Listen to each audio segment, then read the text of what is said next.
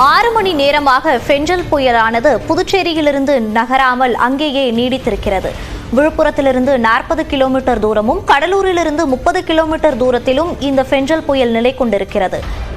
அடுத்த 6 மணி நேரத்தில் மேற்கு நோக்கி நகர்ந்து ஆழ்ந்த காற்றழுத்த தாழ்வு மண்டலமாக வலுவிழக்க வாய்ப்பிருப்பதாக வானிலை ஆய்வு மையம் தெரிவித்திருக்கிறது. கடந்த 6 மணி நேரமாக புதுச்சேரி பகுதியிலிருந்து நகராமல் இந்த ஃபெஞ்சல் புயல் நிலை கொண்டுள்ளது. அடுத்த 6 மணி நேரத்தில் இது ஆழ்ந்த காற்றழுத்த தாழ்வு மண்டலமாக வலுவிழக்க கூடும் என வானிலை ஆய்வு மையம் கணித்திருக்கிறது. தற்போது கிடைத்திருக்கும் முக்கிய செய்தியை பார்த்து வருகிறோம். விழுப்புரத்தில் நகராமல் இந்த ஃபெஞ்சல் புயலானது நிலை கொண்டிருக்கிறது.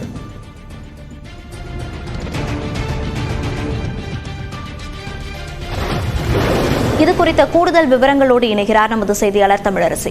தமிழரசி, அடுத்த 6 மணி நேரத்தில் இது நகரக்கூடும்னு வானிலை ஆய்வு மையம் தெரிவிச்சிருக்காங்க. இது குறித்த கூடுதல் விவரங்களை பதிவு பண்ணலாம்.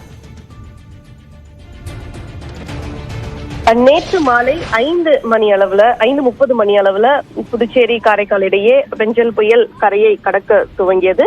நேற்று நள்ளிரவு இந்த கரையை கடந்தது. அதன் பிறகு அது வலுவிழக்காமல் நகர்ந்து வந்தது. இந்த நிலையில தற்போது வானிலை ஆய்வு மையம் அறிக்கையை கொடுத்திருக்கிறது. அதில் இது வடக்கு திசையில் மெதுவாக நடந்து மெதுவாக டீப் டிப்ரெஷனாக அது வலுவிழக்கும், அடுத்த 6 மணி நேரத்தில் வலுவிழக்கும் என தெரிவிக்கப்பட்டிருக்கிறது.